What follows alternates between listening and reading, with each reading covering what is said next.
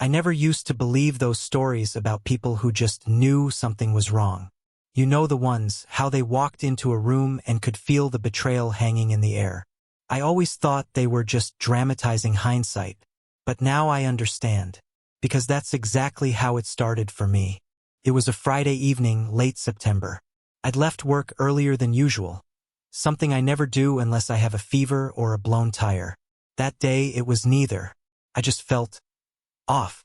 Headache, sure, but more than that, uneasy. Tired of ignoring the itch that had been crawling up my spine for weeks.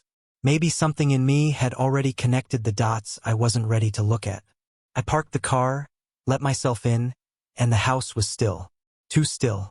No music playing, no clatter from the kitchen, no scent of dinner drifting down the hallway.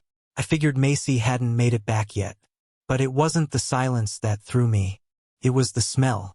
As I walked down the hall toward the bedroom, I stopped dead in the doorway.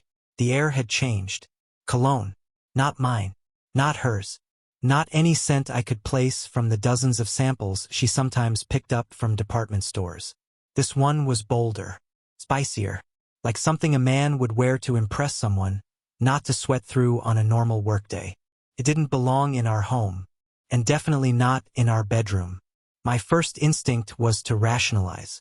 I even said it aloud. Maybe it's from the gym? Even though she'd never brought that smell home before. Then, another thought. Maybe she borrowed someone's coat or sat next to a guy in a meeting. Logical explanations, right? But logic started to unravel the moment I noticed the bed. It was made. Not just made, perfectly made. Military corners. Fluffed pillows. Tight enough to bounce a quarter. And that's when it hit me. I had been the last one up that morning. I don't do hotel-level bed making. I barely tossed the blanket over the sheets before heading out the door. Still, I didn't say anything. I walked into the room, pretending to grab a sweater, even though I didn't need one.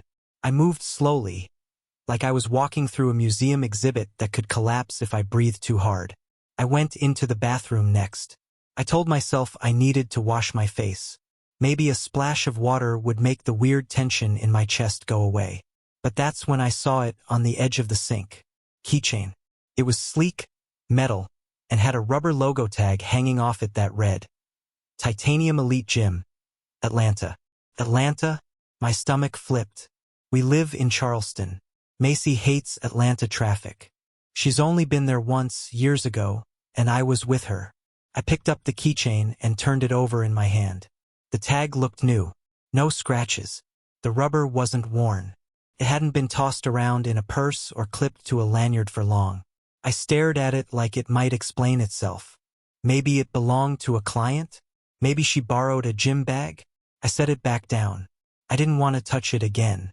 I left the bathroom, went to the kitchen, and sat at the table trying to process it all without making assumptions. But the thing about gut feelings, they don't wait for evidence. They just sit with you. Loudly. Macy came home about an hour later, carrying 2 reusable grocery bags and humming some pop song under her breath like nothing was off. She kissed me on the forehead and asked how my head was. I told her it was fine, and she smiled like she believed me. I didn't bring up the cologne, or the bed, or the keychain. I watched her move through the kitchen, putting away oat milk and frozen berries. She asked if I wanted takeout instead of cooking. I said sure, and she grabbed her phone, tapping away with her perfect nails. Her face didn't betray a thing. But that night, after we'd eaten and she dozed off on the couch halfway through a rerun of The Office, I got up and went to the bathroom again. The keychain was gone. I opened every drawer, checked the trash, the medicine cabinet, under the sink. Nothing, like it had never been there. I stared at the empty space where it had rested for hours. My heart thudded louder than it should have. I ran a hand through my hair and reminded myself, it's probably nothing. But I didn't believe it. That night, I laid in bed beside her, pretending to sleep. Her breathing was steady, peaceful, like someone who didn't have a thing to hide. Or maybe like someone who had already made peace with the lie. The next morning, I looked for the keychain again. Still gone. When I asked Macy if she'd seen it, she just blinked and said, "What keychain?" That was the moment I stopped asking. Not because I believed her, But because I realized I wasn't ready to hear the answer, I kept it all inside. The scent, the bed, the keychain, the way she didn't even flinch when I mentioned it. They were puzzle pieces, scattered and disconnected. But they were there, and I couldn't unsee them. I didn't know what I was looking for yet, but I knew I had to start looking. It's funny how your brain files things away when you're trying to protect yourself. Little details, odd moments, offhand comments, they get shelved in the back of your mind because confronting them might mean confronting something bigger. And sometimes the truth feels like too much weight to carry. But once that suspicion planted itself in me, once the scent of unfamiliar cologne filled our bedroom like a silent confession, those little memories came rushing back like they'd been waiting for the dam to break. It started with the workouts. Macy's always been athletic, sure. She ran cross-country in college, swam laps every Sunday, and once made me join her in a hot yoga class that nearly led me. But this was different. It began maybe 4 or 5 months ago, new routine, she said. Suddenly she had back-to-back spin classes, late-night strength training, early morning boot camps. All of it sounded legit. Until it didn't. What stood out wasn't the workouts themselves. It was how they conveniently lined up with her phone habits. She used to scroll mindlessly like the rest of us. Instagram, news apps, funny dog videos. But then came the passcode change. No warning. No explanation. One day I picked up her phone to check the weather and it buzzed angrily in my hand, Face ID required. I remember joking, planning a surprise party or something. She laughed, light and breezy, and said, too many work emails. You know how it is. But the laugh felt canned. Her eyes didn't match it. Then came the late nights. Client dinners, she said. Networking events. And I wanted to believe her, I did. Macy works in PR. Dinners happen. But they started coming every week. Twice a week. Sometimes 3. Always at trendy places, always too late for dessert, and always with just enough detail to make it sound real. But never specific enough to name names. And here's the thing, she used to tell me everything. Gossip from coworkers. Awkward interactions with clients. I used to be her first call after big events. But now? I found out about her work life the same way everyone else did, through social media updates and second-hand mentions at parties. I told myself I was being paranoid. That people change. That maybe I was the one drifting. But then there were the cold stares. It's hard to describe if you haven't lived through it. When someone looks at you like you're more of an obligation than a partner. She'd get that look when I reached for her hand. Or when I leaned in to kiss her on the cheek while she was cooking. The flinch was subtle but real. And then the excuses started piling up. She skipped my mom's birthday brunch. Too much work to catch up on, she said, even though she spent the weekend away on a wellness retreat. Later, I found out from a mutual friend she'd been spotted at a rooftop bar downtown wearing a dress I'd never seen before. She left early from my company's awards ceremony, a night I had worked toward for almost a year. I'd been nominated for a leadership award, and when I turned around to point her out from the stage, her seat was empty.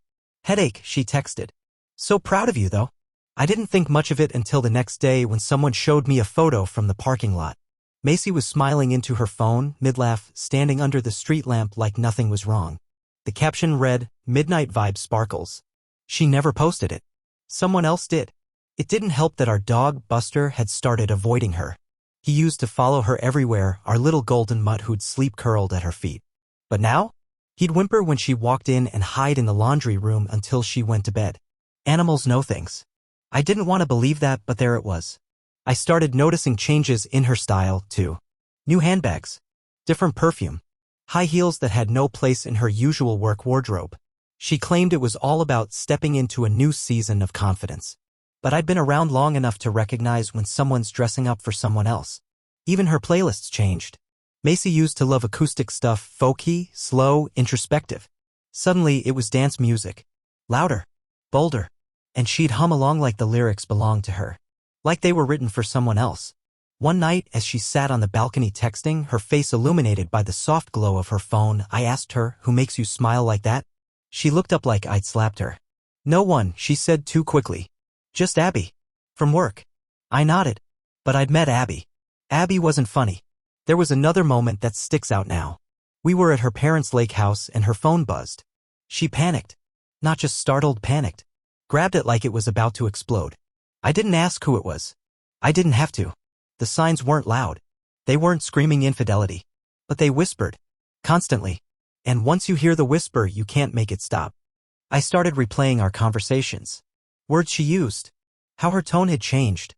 Even the silences between us started to sound different. They used to be comfortable, two people sharing space. Now they were tense, measured, calculated. I'd always prided myself on being a rational guy. A planner. I solve problems. I don't jump to conclusions. But no amount of logic could stop the feeling from growing that something in my life had shifted without me knowing. That I'd been walking beside someone who had already left me in every way but physically. The part that hurt the most? I didn't know when it started. I didn't know how long I'd been playing the fool. And I hated that. I hated that I couldn't point to a moment and say, this is when you stopped loving me. I wanted to believe that it wasn't real. That maybe she was just going through something. That maybe we could fix it. But deep down I knew. The truth wasn't hiding anymore. It was waiting for me to open the door and look it in the eye. And soon I would. I always thought if I were ever cheated on, I'd know. Instinctively. I'd feel it in my bones like some sixth sense would kick in. But the truth is messier than that. Denial is a strange comfort. You see the cracks forming, but you keep plastering over them, hoping it's just stress, or bad timing, or a phase. You tell yourself that if you don't look too hard, maybe the pieces will stay together on their own. But hope can only survive so long in the dark. That Monday morning started quiet. She was off to yoga, her reset time, she called it. I stayed back, sipping black coffee and watching condensation bead along the kitchen window. The same window we used to decorate with cheap clings every holiday season just to make each other laugh. But the holidays had passed differently this year. No clings. No laughter. Just her absence and my silence. I don't know what pushed me exactly. Maybe it was the vanishing keychain. Maybe it was the smile I saw her give her phone when she thought I wasn't looking. Maybe it was just the need to know. But that morning I grabbed her keys and went to her car.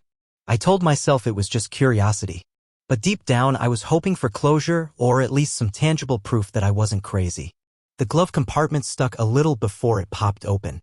Inside were the usual things: napkins, expired insurance cards, an old pair of sunglasses. And one small, folded slip of paper. I pulled it out carefully, unfolding it like it might burn me. It was a receipt from Fiorenza, one of the most exclusive restaurants in Atlanta. Not the kind of place you go for casual dining. This was 5-star, jacket required, weeks in advance reservation territory. The date on the receipt hit me like a brick. 2 Thursdays ago. The same night Macy told me she was working late, helping a colleague prepare a big pitch deck. Won't be home until 10, she'd said. Gotta save the team's ass. That night, she'd come home around 10:30, hair slightly curled, a new leather clutch in hand. She said traffic was brutal. I asked if she ate. She said she grabbed something light from the break room. The receipt said otherwise: 2 entrees, a bottle of red, and dessert, chocolate torte with sea salt caramel. Her favorite. And scrawled at the bottom, in pen, always a pleasure. Shane. Shane. My stomach turned. I knew that name. Shane Alden. The same Shane she used to complain about from work. So full of himself. Always thinks he's the smartest guy in the room. Wouldn't trust him with my stapler, let alone a campaign. She'd rolled her eyes at the mention of him more times than I could count. Said he was exhausting. Said he was married. Said he was moving to Atlanta soon to oversee a new branch. And apparently she also said yes to dinner. I stood in the driveway for a long time, staring at that receipt like it held all the answers. The handwriting. The date. The lies. She'd shared dessert with a man she swore she couldn't stand. I put the paper in my back pocket, locked the car, and went back inside. My hands were shaking. I wanted to scream. I wanted to punch a wall. But instead, I sat down at the kitchen table and opened my laptop. I typed Fiorenza Atlanta into the search bar and pulled up their social media. A flood of polished photos, customer reviews, and tagged Snapch *TS popped up. I scrolled through them aimlessly until something caught my eye. There they were. In a dimly lit corner of the restaurant, Macy sat with Shane. Her head tilted toward him, laughing. His hand rested lightly on hers over the white tablecloth. It wasn't staged. It wasn't blurry. It was real. They looked like a couple.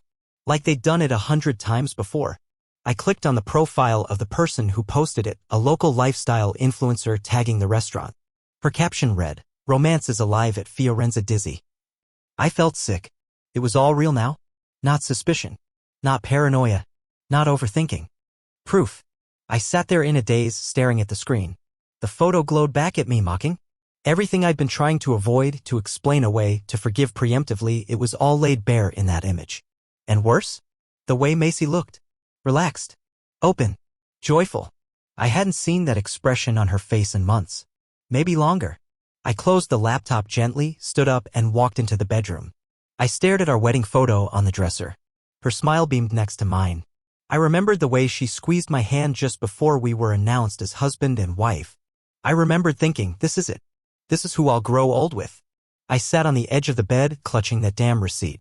I couldn't breathe. The room felt too tight, like the walls were closing in. I didn't cry. I didn't scream. I just sat there, letting the silence swallow me. An hour later, I heard her come home. Her keys jingled, her gym bag hit the floor, and her voice floated in from the kitchen. Hey babe, you want a smoothie? I didn't answer. I walked out and stood in the doorway holding the receipt. Her eyes met mine. Instantly, something shifted in her face. She froze. What's that? She asked, trying to sound casual. You tell me, I said, handing it to her. She glanced at it. Her face went pale. Her lips parted, but no words came out. I thought you were working late, I said. Helping with a pitch. With a colleague you hate, I added. She opened her mouth again, then closed it. The silence stretched. You lied, I said simply. You've been lying. Tears welled in her eyes, but I didn't feel sorry. I didn't feel anything. She finally spoke. Cody, it wasn't supposed to happen like that. That sentence, wasn't supposed to happen like that, broke something in me. You didn't trip and fall into dinner, Macy. You made plans. You got dressed up. You ate cake. She stepped toward me, reaching for my hand. I stepped back. Don't, I said. Her shoulders slumped. I'm sorry. No, you're not, I said. You're sorry you got caught. She didn't argue. She just stood there, staring at the floor, hands trembling. That was the moment denial stopped being an option. The illusion was shattered. The marriage I thought we had? It wasn't real anymore. Maybe it hadn't been for a long time. And I absolutely knew this wasn't the end. It was only the beginning. You'd think the worst part would be the moment of discovery, that knife-to-the-gut realization when everything comes crashing down. And yeah, that moment hurts. But it's what follows that really tests you. The silence. The pretending. The planning. You learn who you are not by how you react, but by how you recover. After the photo, the receipt, and the lie I caught her in, I made a choice. I wasn't going to confront Macy again, not yet. I wasn't going to scream or plead or cry. I'd done enough of that inside already. She didn't deserve my breakdown. She deserved my composure. So I played along. I let her keep moving through our life like she hadn't broken it. She'd smile over morning coffee. I'd smile back. She'd text during dinner, phone face down as always, and I'd ask nothing. She probably thought I'd forgiven her, or worse, that I hadn't figured it all out. But while she was putting on her show, I was building something far more real, a plan. The first thing I did was shut down all our shared financial accounts. Quietly. No drama. Just clean redirects. Joint savings? Emptied into my personal. Credit cards? Canceled and replaced. I even changed the automatic payments on utilities and subscriptions so they hit only my accounts. She wouldn't notice, at least not yet. Next, I got creative. Using a fake name and a little help from an old college buddy who worked in digital marketing, I created an alias, James Lawrence, investor from Houston, Texas. I set up a LinkedIn profile, a fake website, and even a burner phone. All of it pointed to one mission: get close to Shane Alden. It wasn't hard. Shane, as it turned out, was exactly the kind of guy who fell for shiny things. The sort of person who believed anyone with a Rolex and a southern drawl had millions to invest. Within 2 weeks, James had scheduled a video meeting with Shane to discuss a logistics startup he was looking to expand in the Southeast. I played it cool, vague on purpose. Said I wanted to get in early on a company that had growth potential and strong leadership. Shane lapped it up like syrup on pancakes. I asked him about his background, his experience in scaling brands, and his unique approach to partnerships. He bragged about everything. Dropped names. Used buzzwords. Threw in half-truths wrapped in shiny confidence. And not once did he mention my wife. But I knew the truth already. And I wasn't done. While I built that front, I hired an IT professional guy named Marcus, a quiet genius I found through a trusted friend in cybersecurity. I told him I needed help retrieving deleted backups from a personal phone, one I technically had access to, though it was synced to my wife's cloud. He didn't ask why. He just delivered. A week later, he handed me a flash drive. No fanfare. No commentary. Everything you need's in here, he said. Be smart. That night, I plugged it into my laptop. What I found was worse than I'd imagined. There were photos. Not the kind that demand black bars on the evening news, but an asterisk made enough to be damning. Hotel rooms. Rooftop lounges. Selfies in bed with wine glasses in frame. Macy with her hair down, wearing lingerie I'd never seen before. There were audio files, 2 voice messages she'd sent to Shane. In one of them, she laughed and said, "He's so clueless. I swear, sometimes I wonder if Cody even knows what I do all day." In another, she whispered, "We've got to be careful. He's not stupid." Too late, Macy. The texts were even worse. Screen after screen of insults. She called me deadweight. Said I lacked ambition. Told Shane that life with me felt like living in a cage painted beige. Those words hit harder than any affair ever could. Because that's who she really was. That's what she really thought. I sat back in my chair, numb. Not from shock, but from clarity. I finally saw it for what it was. Not a mistake. Not a moment of weakness. This was deliberate. A decision made over and over again. I didn't sleep that night. I just made lists. What I had. What I needed. Who I could trust. What I'd do next. The following morning, while Macy hummed in the kitchen and sipped her green smoothie, I was already reaching out to the charity gala coordinator for an upcoming event in Savannah, an event her firm was sponsoring, where Shane was scheduled to give a keynote on business growth and ethical leadership. I smiled as I confirmed my RSVP anonymously. There was something poetic about it. Public masks. Private rot. A room full of people applauding a man who was about to fall from grace. Over the next few days, I gathered every bit of documentation I could. Tax records, investment histories, *TS from conversations, audio clips, photos. I bundled them into a single encrypted file labeled Gala Packet. Then I booked a hotel in Savannah under the name James Lawrence. By the time Macy packed her suitcase for the event, I already had a seat at the table, metaphorically and literally. I'd requested a spot near the stage. I wouldn't be presenting, but I'd be present. She didn't suspect a thing. She told me she'd be networking with top-tier people. I nodded, wished her luck, and helped load her luggage into the Uber. "Love you," she said, distracted. "Love you too," I replied. And for once, I didn't flinch when I lied. The game had started. But I wasn't just playing. I was about to win. The night of the gala came cloaked in elegance, string lights weaving through the trees, champagne flowing like water, and the scent of expensive perfume riding the warm Savannah air. Everyone who mattered in her agency was there. Clients, influencers, investors, press, and me. Not as Cody Miller. As James Lawrence. The black tux felt strange on me, like armor I hadn't earned. But no one batted an eye. I had the look, the name tag, the backstory. My ID scanned clean, thanks to Marcus. My ticket came directly from the PR team that Macy led. The irony was rich. She'd helped organize the event that would be her undoing. I kept to myself for the first hour. Made small talk with a couple of mid-tier execs. Sipped ginger ale to keep my head sharp. From across the room, I spotted her in a deep Berg asterisk and wide dress. New, tight at the waist, open at the back. Her hair was styled like it had been touched by a Hollywood team. She smiled, posed, floated from group to group like she owned the room. She hadn't seen me yet. But that wasn't the plan. The plan was Shane. He arrived late, per his usual flair for dramatics. Navy suit, white shirt unbuttoned just enough to fake humility, and a cocky grin that didn't belong on a stage. People swarmed him instantly. He basked in it. They always do before the fall.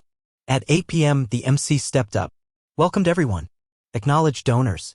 Gushed about a night of inspiration, innovation, and integrity. I nearly laughed. Then he introduced the keynote speaker, Shane Alden.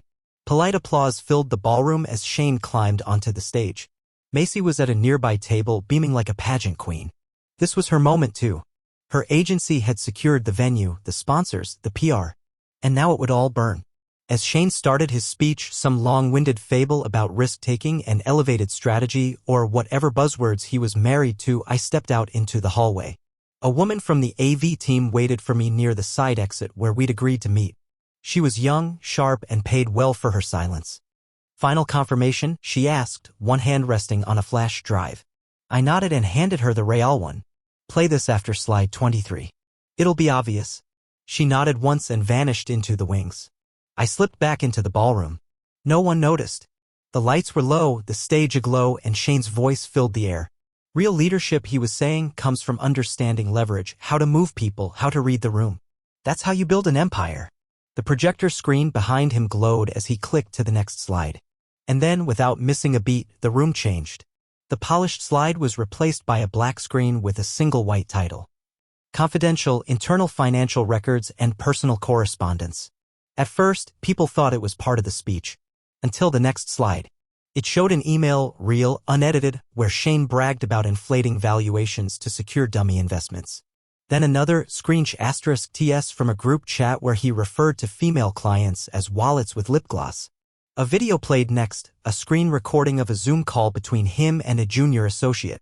He laughed as he detailed how he used emotional leverage to manipulate women into trusting him with their assets. If they think you care, he said, they'll hand over their whole damn life. The room went silent. Not gasps. Not whispers. Just silence. Macy sat frozen, wine glass midair. Her face drained of color. Her eyes locked on the screen like it was a bomb counting down. Shane stuttered. This is not, there's been a technical error. But the next slide rolled anyway. Hotel receipts. Messages. Audio clips. And then, her name. Macy's voice. Macy's texts. Macy's face. Macy's involvement.